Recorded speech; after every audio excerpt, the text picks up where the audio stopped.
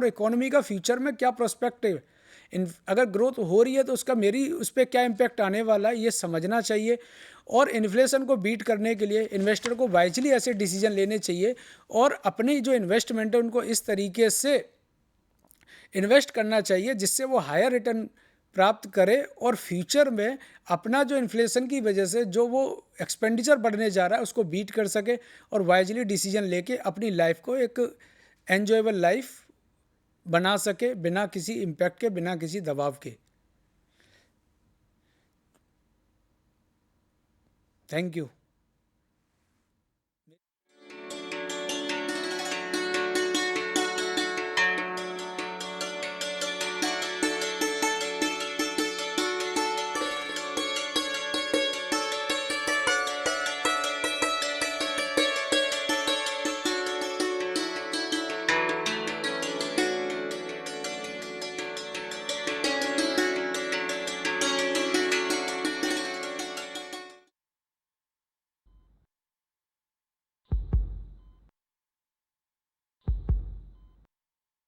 Critical है but we are trying. ये सब हुआ कैसे? एक फोन आया था राजेश के पास, उसने कहा कि उनकी 1 करोड़ की लॉटरी निकली है और उसके लिए उसने बैंक डिटेल्स मांगी। राजेश ने सारी डिटेल्स दे दी। 1 घंटे के अंदर ही उनके बैंक अकाउंट से सारा पैसा साफ हो गया और वो यहाँ आ गए। हार्ट अटैक आया है। देखा आपने, आपकी जरा सी असावधानी क्या कर सकती है। डिजिटल फ्रॉड करने वालों से सावधान रहें। अपनी बैंक डिटेल्स, अपना डेबिट या credit card number, expiry date, CVV, OTP, PIN कभी किसी को ना बताएं। सावधान रहें, समझदार बने। आईपीएफ अथॉरिटी द्वारा जनहित में जारी। हाँ जी सुरेश जी, रिटायरमेंट के बाद जो प्रोविडेंट फंड आएगा उसका क्या करेंगे? कुछ खास प्लान नहीं है, पड़ा रहेगा बैंक में, ब्याज आता रहेगा और क्या। सुरेश जी, बैंक से कितना ब्याज आएगा? एक नई स्कीम बताता हूँ, उसमें पैसे लगा दो, साल भर में दुगने बल्कि चौगुना हो जाएगा। हाँ, बस कुछ नए मेंबर्स बनाने। नहीं सुरेश जी, इन सब फालतू चक्करों में मत पड़िए कि नए मेंबर बनाना, रातों रात करोड़पति बनाना, ऐसे सपने दिखाने वाली स्कीम से बचकर रहें। आप लालच में आकर नहीं, समझदारी से निवेश करें। नए मेंबर बनाओ, वर्ल्ड टूर पे जाओ, कमीशन पाओ या उपहार घर ले जाओ। ऐसे सपने दिखाने वाली स्कीम से बचकर रहें। ऐसी स्कीम्स धोखा हो सकती हैं। आईईपीएफ अथॉरिटी, कॉर्पोरेट कार्य मंत्रालय द्वारा जनहित में जारी।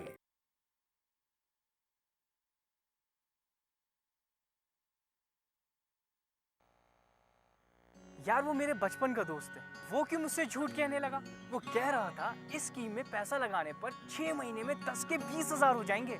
और तूने मान लिया? ऐसा ऑफर कौन छोड़ता है? 10,000 के 20,000। एक काम कर, ये ले 100 रुपये पकड़ना और जाके 10 किलो लड्डू लेके आ। अबे पागल है क्या? 100 रुपए में 10 किलो लड्डू आते हैं? अबे इसके तो 1 किलो लड्डू भी नहीं आएंगे। जब इतना जानता है तो ये नहीं जानता कि 6 महीने में 10,000 के 20,000 नहीं होते। समझदारी बढ़ा, लालच नहीं। लालच में ना आए, समझदारी बढ़ाएं। आईपीएफ अथॉरिटी द्वारा जनहित में जारी। कैनवास में रंग भरकर उसे जीवित बना देना एक कला कहलाती है। इसी तरह अपनी जमा पूंजी बढ़ाकर जिंदगी बना लेना भी एक कला ही है। मैंने भी ये स्टूडियो ऐसे ही बनाया है, पाई पाई जमा करके। मुझे भी लोग फोन करते हैं, मेल करते हैं, मुझे कन्विंस करते हैं कि उनकी इन्वेस्टमेंट स्कीम्स बहुत अच्छी है। उन लोगों के भी रेफरेंसेस देते हैं जिन्हें फ़ायदा हुआ है, पर मैं अपनी रिसर्च खुद करती हूँ। आपको भी यही करना चाहिए। सरकार के कुछ वेबसाइट्स हैं जिन पर जाकर आप अपने निवेश से संबंधित पूरी जानकारी ले सकते हैं, और ये वेबसाइट्स हैं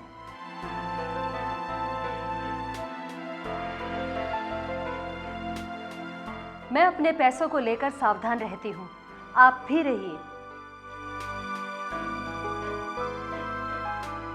आईपीएफ अथॉरिटी द्वारा जनहित में जारी।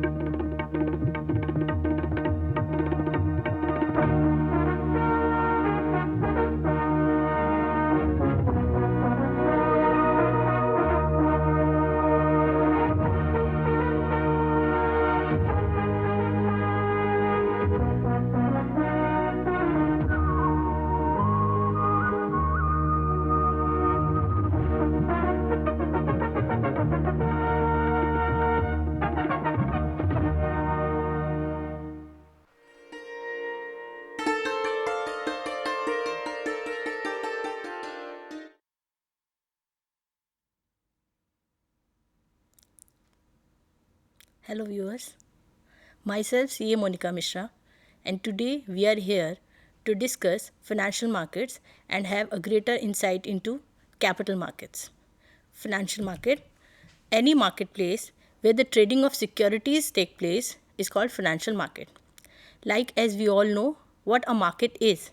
Market is any place where we go to buy or sell various commodities, various things. In our day-to-day life, whenever we go to market, like if we have to buy vegetables, we go to vegetable market. If we have to buy some other things, we go to that market. So why should we go to the financial markets? Financial markets, people go to buy or sell securities like bonds, derivatives, debentures, securities, etc.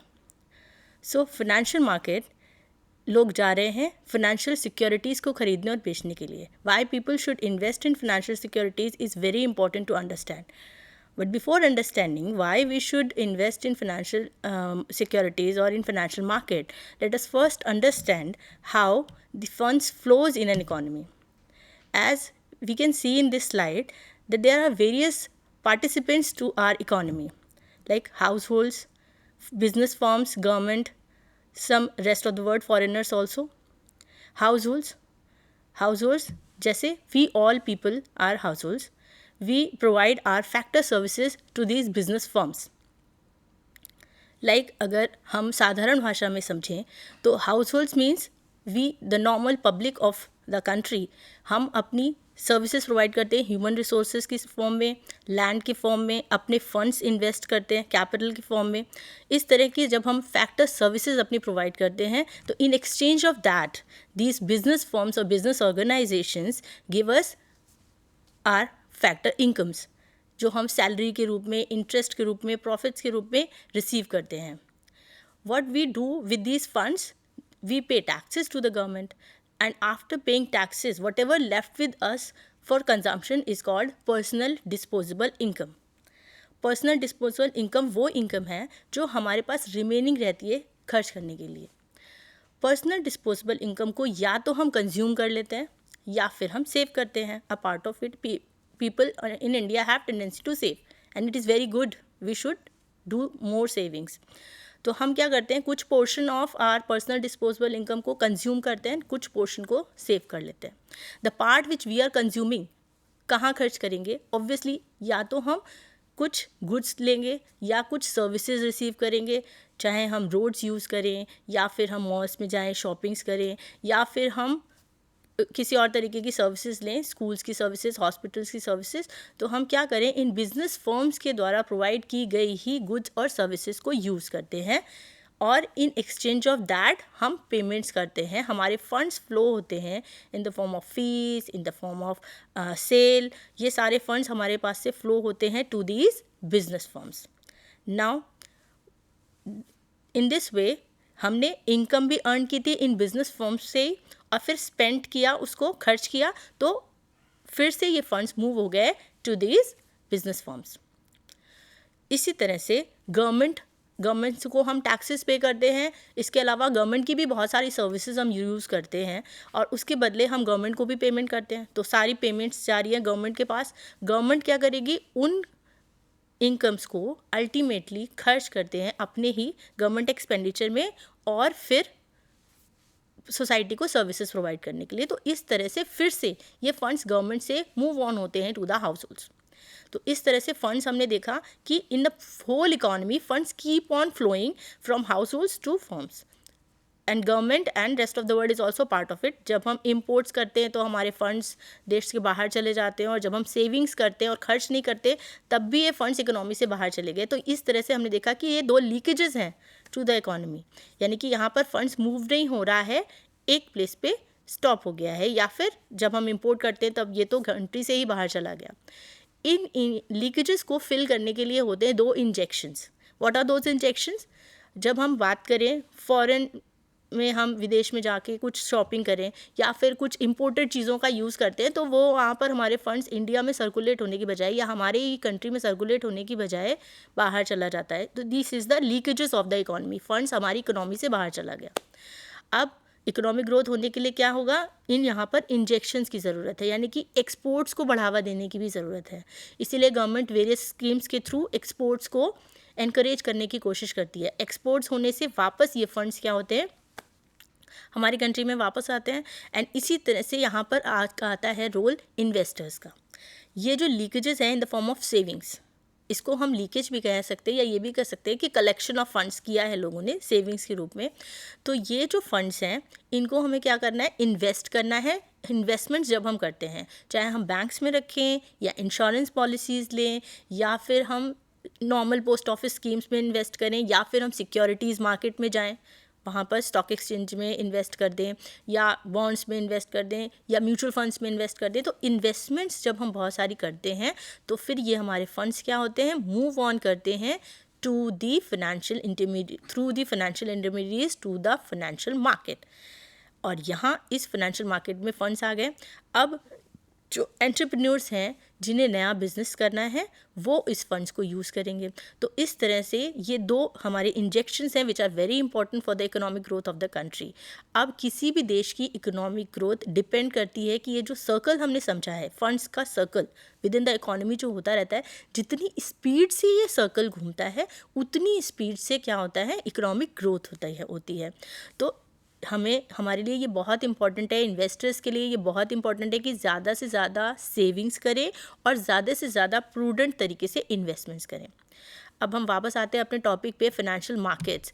अब यहाँ पर देखिए, जैसे हमने अभी economic circle को समझा था, उसमें हमारी फाइनेंशियल इंटरमीडियरीज या फाइनेंशियल मार्केट्स का जो रोल है वो दिख रहा है आपको इस स्लाइड में।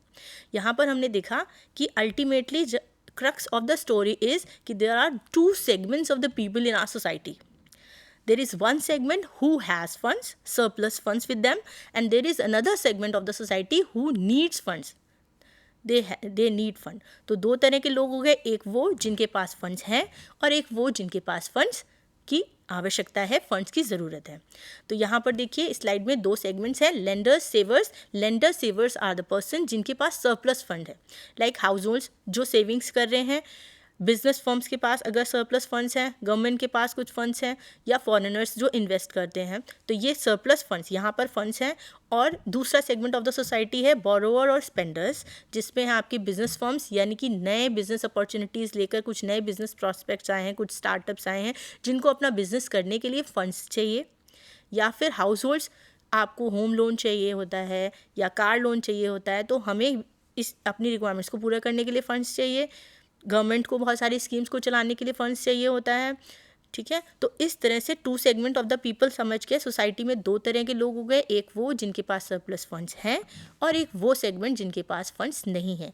Financial market is a link between these two segment and it is very vital for the economic growth of the country that this links works. यहाँ पर क्या है कि फंड्स हमने इन्वेस्ट किए तो they move on to the financial market, और जब फंड्स रेज किए बोरोवर या स्पेंडर्स ने तो these funds move to them. और जब ये फंड्स वहाँ पर जा रहे हैं जो इनको ऑप्टिमम तरह से यूटिलाइज़ कर सकते हैं, सो गवर्नमेंट यूटिलाइज़ करती है, ब्रिजेस, रोड्स वगैरह बनाने में कैपिटल फॉर्मेशन होता है देश में, इंडस्ट्रीज़ नई नई लगती हैं या नए स्टार्टअप्स आते हैं जिससे नई बिजनेस अपॉर्चुनिटीज़ आई, नया एम्प्लॉयमेंट जनरेट हुआ, नए प्रॉफिट्स अर्न हुए और वो मनी मल्टीप्लाई हो रखे वापस सोसाइटी में आ रहा है। तो इकोनॉमिक ग्रोथ करने के लिए financial markets is very very important. So अब हम अंडरस्टैंड करेंगे कि फ़ाइनेंशियल मार्केट्स है क्या। फ़ाइनेंशियल मार्केट में जैसा कि मैं पहले भी डिस्कस करा हमने कि सिक्योरिटीज़ का सेल और परचेज़ है। फ़ाइनेंशियल मार्केट्स दो तरह की होती हैं, कैपिटल मार्केट और मनी मार्केट। ये कैटेगराइजेशन डिपेंड करता है the period for which the funds are invested and the period for which the funds are required. इसको हम एक एग्जाम्पल के थ्रू समझने की कोशिश करते हैं। Like there is a business organization ABC Limited, right? It is a new company. It is an unlisted company, a very small company.